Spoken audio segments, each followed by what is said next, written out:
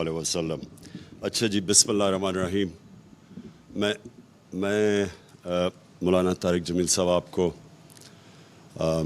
یہاں آنے کے لیے آپ کا شکریہ ادا کرتا ہوں، اور یہ پاپولر ڈیمانڈ تھی ہماری ساری پارٹی کی طرف سے، لوگوں کی طرف سے بھی، کہ آپ کا آج دعا کرنا بڑا ضروری ہے، تو اس لیے ہم سب کو بڑی خوشی ہے کہ آپ یہاں ہمارے ساتھ شامل ہیں۔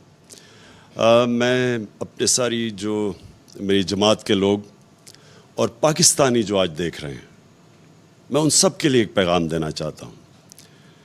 آج سے 1947 میں آج کی رات 27ویں کی رات کو پاکستان بنا تھا، تو پہلے ہم سب کو سمجھنا چاہیے کہ ایک بہت بڑی خواب کا نام پاکستان تھا۔ یہ کوئی عام ملک نہیں بنا تھا، یہ واحد ملک بنا تھا اسلام کے نام پہ، اور اس میں ایک نعرہ تھا کہ پاکستان کا مطلب کیا، لا الہ الا اللہ۔ اور یہ سارے بر صغیر کے مسلمانوں کی کوششوں سے، ان کی ووٹ سے پاکستان بنا تھا۔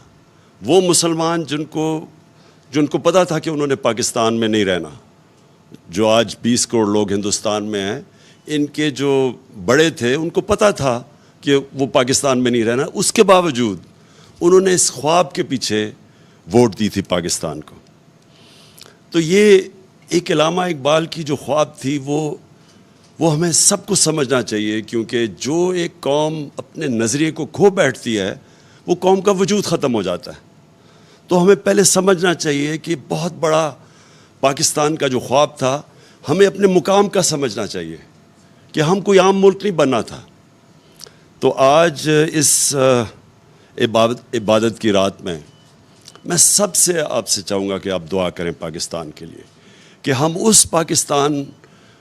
اس خواب کی طرف جائیں جو بدقسمتی سے ابھی تک ہم نہیں جا سکے۔ اور وہ خواب کیا تھی؟ کہ وہ خواب تھی ایک عظیم قوم نے کھڑا ہونا تھا مدینہ کی ریاست کے اصولوں کے اوپر۔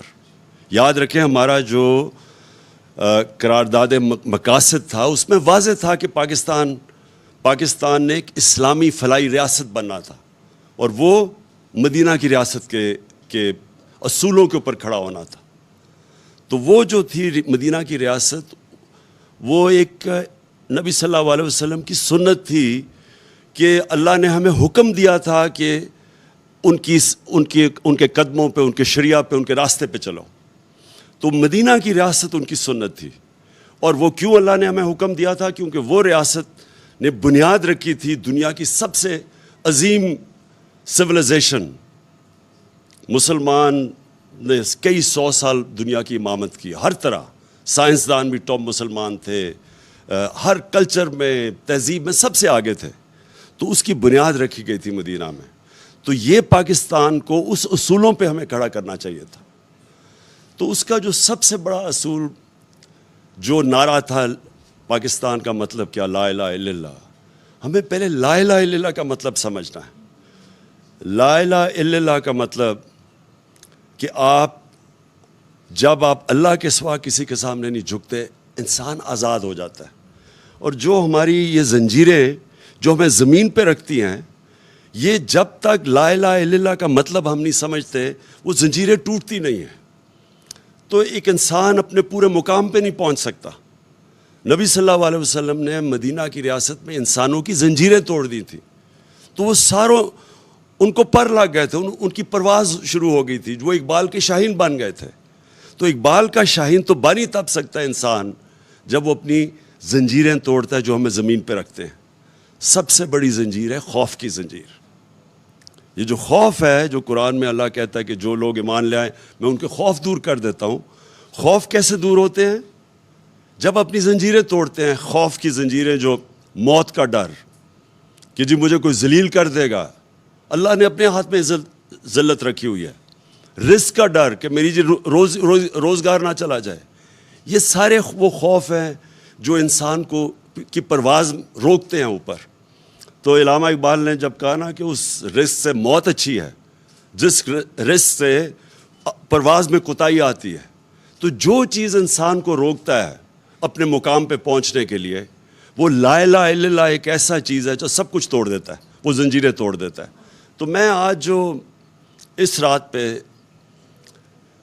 اپنی قوم کو کہتا ہوں کہ دعا کریں کہ یہ جو ہماری آزادی، ہماری پرواز کے راستے میں یہ جو ایک باہر سے مداخلت اور پھر سازش ہو کے ایک پتلے بٹھائے گئے ہیں، سب کو دعا کرنا چاہیے کہ ہماری یہ پرواز جو روک رہی ہے، جو قوم نے عظیم قوم بننا ہے، اس کے لیے ہم اپنی زنجیریں توڑیں تاکہ ہم آگے بڑھ سکیں، ہم غلامی کی زنجیریں توڑیں. سب کو اس کی دعا کرنی چاہیے، کیونکہ کبھی بھی کوئی انسان بڑا انسان نہیں بن سکتا جس میں ذہنی غلامی ہو. کوئی قوم بڑی قوم نہیں بن سکتی جو کہ غلام ہو، جس کے ذہن میں غلامی ہو، جس کی زنجیریں بندھی ہوئی ہوں کہ جی ہم کیونکہ بیکاری ہیں تو ہمیں غلامی کرنی پڑے گی، بیگرز آر ناٹ چوزرز، یا کہیں جی ہم لائف سپورٹ مشین ہے تو ہمیں غلامی کرنی پڑے گی. یہ ساری چیزیں وہ ہیں جو کہ ہمارا جو مقام ہے، ہماری جو خواب ہے پاکستان، اس خواب کے اوپر پہنچنے کے لیے ہمیں روک رہی ہیں. تو آج میں نے خاص مولانا صاحب آپ کو بھی اس لیے دعوت دی کہ قوم کی دعا کریں، قوم کے لیے دعا کریں. میں اپنی پارٹی کی اب بات نہیں کر رہا، میں اپنے پاکستانیوں کے لیے دعا کر رہا ہوں. اور میں چاہتا ہوں آپ دعا کریں کہ وہ جو ہم نے بننا تھا اس راستے پہ ہم پھر واپس جائیں. جو ہم بدقسمتی سے ہم اپنا راستے گم ہو گئے اور ہم اپنا راستہ کھو بیٹھے، اور ہم اپنے وہ جو پوٹینشل اللہ نے جو ہمیں طاقت دی ہوئی ہے، جب اس نے کہا میں تمہیں اشرف المخلوقات بنایا ہے، سب سے عظیم مخلوق، کہ جب انسان فرشتوں سے بھی اوپر چلا جاتا ہے لیکن گرتا ہے تو جانوروں سے بھی نیچے چلا جاتا ہے. تو ہم کچھ بھی بن سکتے ہیں، ہم زمین پہ چونٹیوں کی طرح بھی جا سکتے ہیں اور ہم پھر فرشتوں سے بھی اوپر جا سکتے ہیں. یہ ہمارے اوپر ہے، اور یہ تب ہم سمجھیں گے کہ ہم کتنا اوپر جا سکتے ہیں جب ہم لا الہ الا اللہ کا مطلب سمجھ جائیں اور وہ ہمارے دلوں میں آ جائے. شکریہ جی.